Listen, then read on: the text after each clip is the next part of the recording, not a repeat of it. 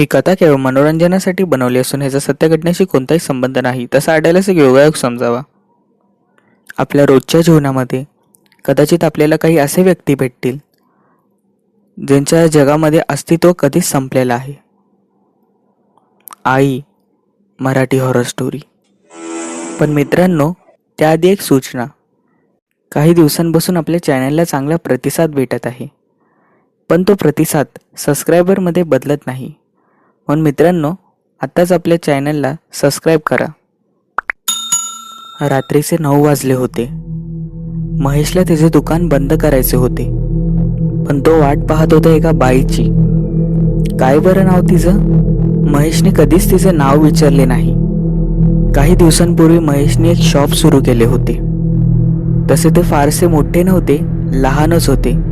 त्यामध्ये काही बेकरीचे पदार्थ ठेवले होते आणि काही मिठाई देखील. त्या दिवशी त्याने त्याच्या दुकानाचे उद्घाटन केले आणि पहिलाच गिरायक म्हणून एक बाई आली. तिच्या कडेवर एक लहानसे गोंडस बाळ होते. मग तिने एक दुधाची बाटली घेतली आणि महेशला म्हणाली, दादा, आता माझ्याजवळ 10च रुपये आहेत रे, बाकीचे तुला उद्या दिले तर चालतील का? महेशने एकवर तिच्याकडे पाहिले. गरीब होती बिचारी. कपाळावर कुंकू नव्हतं ना. गळ्यातलं मंगळसूत्र नसल्याने कदाचित तिचा नवरा जिवंत नसेल असा त्याने अंदाज लावला. साडीला तर अक्षरशः अनेक ठिकाणी ठिगळे लावले होते आणि कपाळावरून घाम थेंब वाहत होते. मग महेशची नजर तिच्या कडेवरच्या त्या लहान सावळ्याशा निरागस बाळाकडे गेली. तिच्या चेहऱ्यावर एक गोड हास्य होते. किती सुंदर दिसत होता. हसल्यावर तर त्याच्या तोंडातून नुकतेच उगवलेले 2 दात लुकलुकत होते. त्यामुळे त्या बाळाचे आणखीनच गोजीरवाणी दिसत होते. मग महेशने त्या बाईकडे पाहत म्हणाला, ताई, काही हरकत नाही, तुम्ही उद्या पैसे द्या.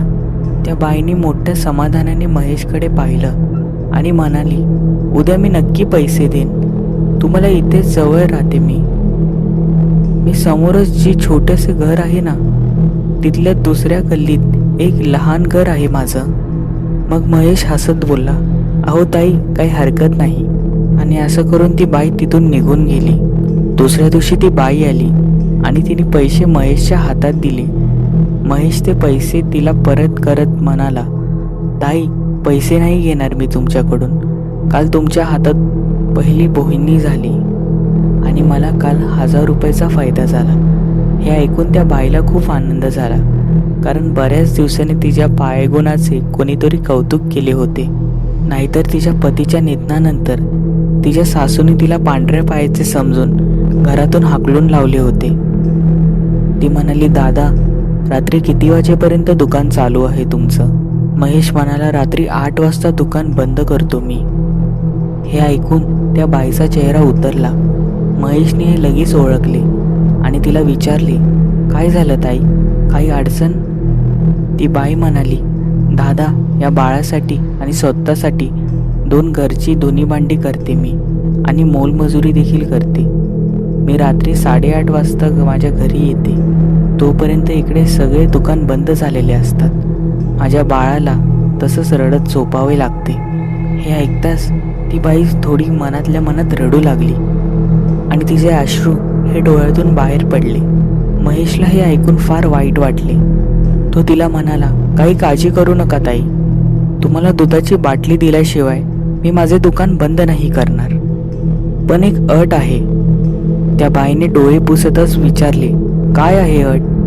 मग महेश म्हणाला, तुम्ही मला दुधाचे पैसे द्यायचे नाहीत हा. हे ऐकून त्या बाईला पुन्हा रडू आले.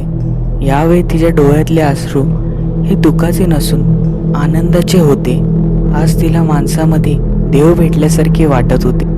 त्या दिवसापासून रोज रात्री ती बाई येऊन दुधाची बाटली घेऊन जात असे. असे करता करता 6 महिने उलटून गेले होते. पण रोजच्या काबाड कष्टामुळे ती बाई हळूहळू आजारी पडू लागली होती. हळूहळू तिचे शरीर आणखीनच खराब होऊ लागले होते. त्या दिवशी महेश असंच आपलं दुकान आवरून वाट पाहत होता तिच्या येण्याची. घड्याळात तर 9:30 वाजले होते. इतक्यात ती बाई महेशच्या दुकानात आली. महेशने लगेचच फ्रीजमधून दुधाची बाटली काढून तिच्या हातात दिली आज तिचा चेहरा खूपच निर्जीव वाटत होता. आजारपणामुळे डोळ्याच्या खाली देखील काळे घेरे होते. बाटली देऊन महेश फ्रीजचे दार बंद करण्यासाठी मागे वळत तिला म्हणाला, "काय ताई, आज खूप उशीर केला यायला तुम्ही?" आणि दार बंद करून तिने मागे वळून पाहिले तर समोर कोणीच नव्हते. त्याला वाटले आज उशीर झाल्यामुळे घाई गडबडीमुळे ती लवकर गेली असेल आणि मग त्याने आपले दुकान बंद करून तो घरी निघून गेला.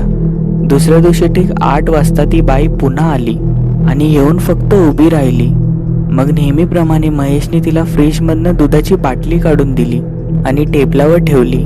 इतक्यात काहीतरी वस्तू खाली पडली म्हणून तो उचलायला खाली वाकला आणि परत उभा राहून पुढे पाहतो तर त्याच्या लक्षात आले की दुधाची बाटली घेऊन ती बाई निघून गेली होती. पण कुठनाच ठाऊक महेशला तिचा चेहरा बघवत नव्हता. खूपच अशक्य झाली होती. तिसऱ्या दिवशी पुन्हा ती बाई ठीक 8 वाजता आली आणि दुधाची बाटली घेऊन निघून गेली. महेशने आजही तिचा चेहरा जरा निरखून पाहिला तर तिच्या चेहऱ्यावर पांढरे फटफटीत पडला होता. तिच्या चेहऱ्यावर तेज तर काहीच नव्हते. महेशला कळून चुकले की ती बाई खूप आजारी आहे आणि पैसे नसल्याने ती डॉक्टरकडे गेली नसणार.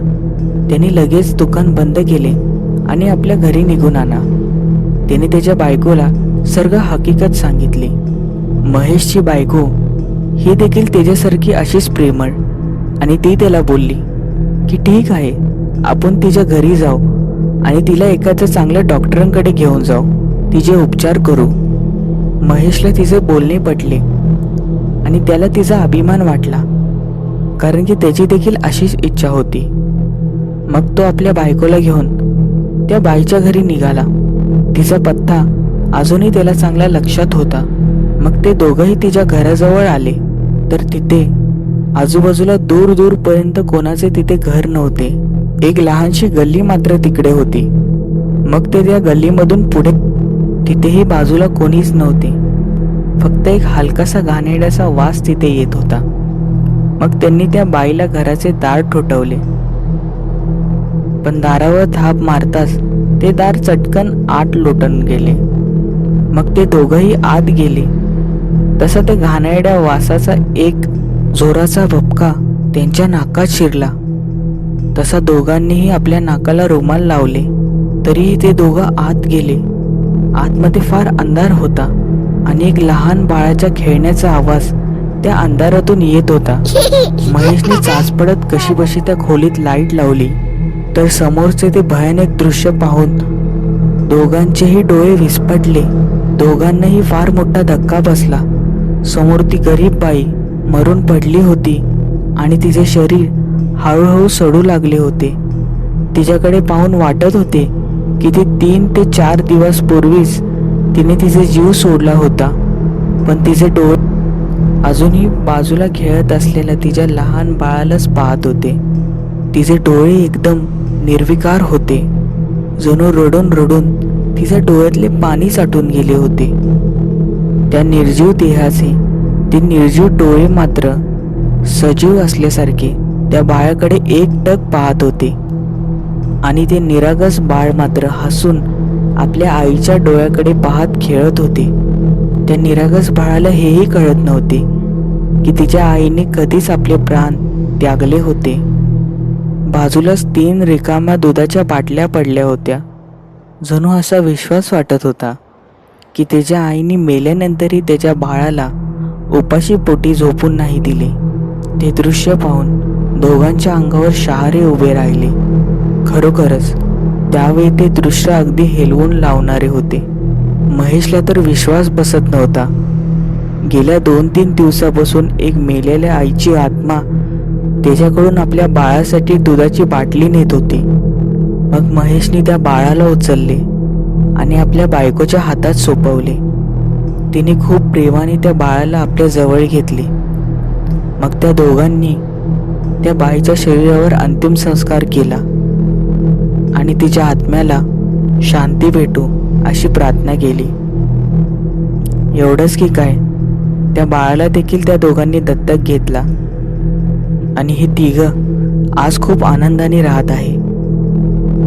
हेच कमी की काय, तर महेशचे दुकान हे पहिल्यापेक्षा 4 ते 5 पट जास्त चांगलं चालतं. घरात हा रोज चांगल्या पद्धतीने पैसा येतो. या कथेमधनं आपल्याला एक शिकायला भेटतं की तुम्ही श्रीमंत असो की गरीब, तुम्ही एक बाळ असो की म्हातारे, पण आई आणि तुमच्या भावांचे प्रेम तुमच्यावर कधीच कमी होत नाही. तर मित्रांनो, ही कथा तुम्हाला कशी वाटली? आवडली असेल तर लाईक करा, नसेल आवडली तर नेहमीसारखं डिसलाईक. आणि हो, चॅनलला लाईक सबस्क्राईब नक्की करा. तुमचे काही असे अनुभव असतील तर ते खाली दिलेल्या ईमेल आय डीवर नक्की पाठवा. थँक्यू.